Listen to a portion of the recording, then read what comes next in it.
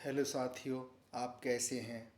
आप सभी को मेरी तरफ से नव वर्ष की बहुत बहुत शुभकामनाएं। आप खुशी रहें, स्वस्थ रहें। आपके और आपके परिवार में ये साल खुशियों भरा रहे और पूरी उमंग और समृद्धि लाए। साथियों, आज मैं एक छोटे से दूसरे विषय के साथ आपके साथ हूँ। आज मैंने विषय लिया है माँ। माँ जो सबसे प्यारा विषय होता है हर किसी की ज़िंदगी में एक माँ से वास्ता होता है। आप सभी को पता है कि माँ बच्चे को जन्म देती है, अपने गर्भ में 9 महीने रखती है, उसके बाद बच्चे का लालन पालन पोषण करती है।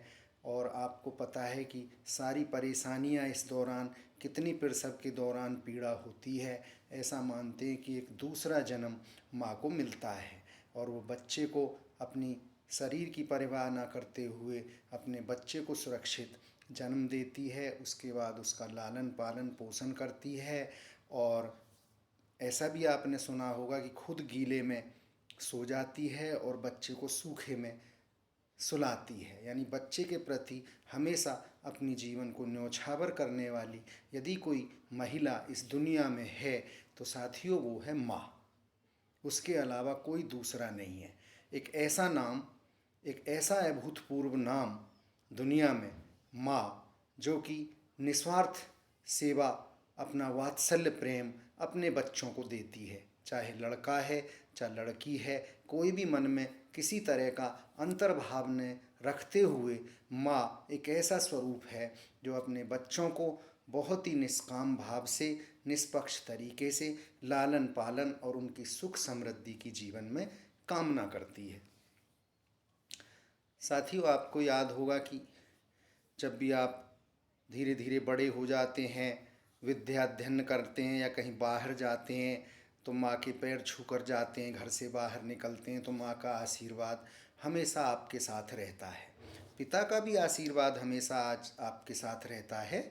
लेकिन ये है कि आज माँ के बारे में बात ज़्यादा हम करेंगे, क्योंकि जो निष्पक्ष और निस्वार्थ प्यार है वो माँ का होता है। पिता को कहीं ना कहीं से एक उम्मीदें होती हैं, आर्थिक उम्मीद बच्चों से, लेकिन माँ को वो भी नहीं होती हैं। धीरे धीरे आप बच्चा बड़ा होता है, उसकी नौकरी लग जाती है तो माँ को सबसे बड़ी खुशी होती है। फूली नहीं समाई होती है, सबको बताती है कि मेरे बेटे को ये नौकरी मिली है, उसको ये पोजीशन मिली है। और फिर उसकी शादी की तैयारियां शुरू हो जाती हैं तो और उसकी खुशी दिन रात चौगनी होकर के बढ़ती चली जाती है। माँ का एक ऐसा स्वरूप है जो खुशियों से, ज़रा सी भी कोई खबर सुनाई देगी अपने बच्चों के बारे में तो खुशियों से उसका दिल भर जाता है। इसी तरह आपने सुना होगा कि जब कोई नौकरी से घर आता है उसका बेटा माँ का, तो माँ पूछती है कि बेटा तूने खाना खाया? नहीं, नहीं खाया, बड़ा कमज़ोर हो रहा है, बड़ा नर्वस है, क्या बात है, तू मुझे बता। सारी दिल की बात उससे बड़े प्यार से पूछती है। और साथियों, मैं आपको ये भी बता दूं कि यदि उसी माँ के सामने उसकी पत्नी होगी घरवाली, तो वो ये देखेगी, ये उम्मीद करेगी कि मेरा आदमी क्या लाया है, उसके थैले में क्या है, क्या सामान है, मैं जल्दी से देख लूँ, धन दौलत पैसा क्या है। तो दोनों में ये बहुत ही पैराडॉक्स है इस मामले में। ये आप भली भांति इसको जानते हैं। आप माँ से कितना ही झगड़ा कर लें, कुछ देर के लिए माँ भले ही आपको डांट दे, फिर माँ का हृदय पिघल जाता है और वो ही फिर आपको गले से लगा लेती है। कितना ही कुछ कहा जाए, माँ के बारे में वो बहुत ही कम है। साथियों, मैं एक घटना बताता हूँ। एक आदमी का अपनी पत्नी से झगड़ा हो जाता है तो वो कहता है कि मैं अपने गांव जा रहा हूँ, आपको चलना है क्या? तो उसकी पत्नी एकदम से जवाब देती है, नहीं मुझे नहीं जाना, आप जाइए। और वो अपना सूटकेस उठाकर गांव चल देता है। फिर वो कहता है अपने मन में क्या क्या मन में भाव लाता है कि आज फिर मैं अपनी माँ के गांव जा रहा हूँ, उसी पीपल के पेड़ की छाँव में बैठने जा रहा हूँ जहाँ पर मैं वर्षों बैठता था। माँ मुझे लोरी सुनाती थी। माँ मेरे सुख दुख के क्षणों में मेरे उसी पीपल के पेड़ के नीचे ठंडी हवा में माँ मुझे गाना सुनाती थी, मेरे सर पर हाथ फिराती थी। आज मैं फिर उसी पीपल की पेड़ की छाया में बैठने माँ के गांव जा रहा हूँ। माँ मुझे वहीं अपने आंचल में बैठा करके वो स्नेह और प्यार देगी। फिर मेरी वही पुरानी यादें ताज़ा हो जाएंगी जो वर्षों पहले उस पीपल के पेड़ के नीचे माँ मुझे सजोया करती थी। उन्हीं यादों को फिर से सजोने में अपने गांव जा रहा हूँ।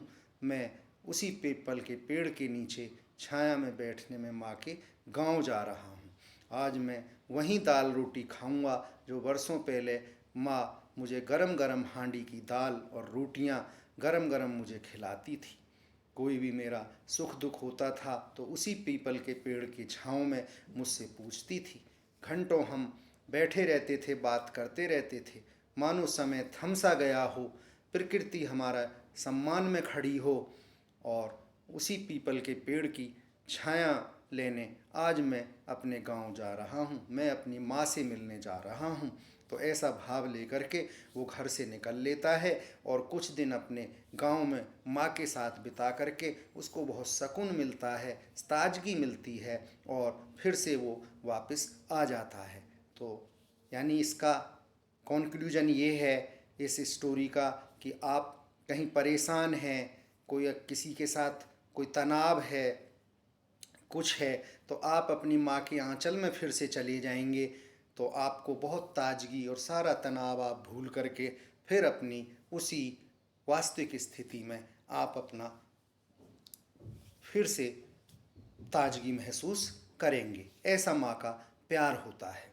साथियों, आपने सुना होगा कि बहुत सी कहानियों पढ़ी होंगी कि माँ का प्यार कितना अजर और अमर रहता है। जैसे पन्ना धाय का एक प्यार, माँ का प्यार पन्ना धाय ने एक अपने बेटे को कुर्बान करके राजा के बेटे को पाला था।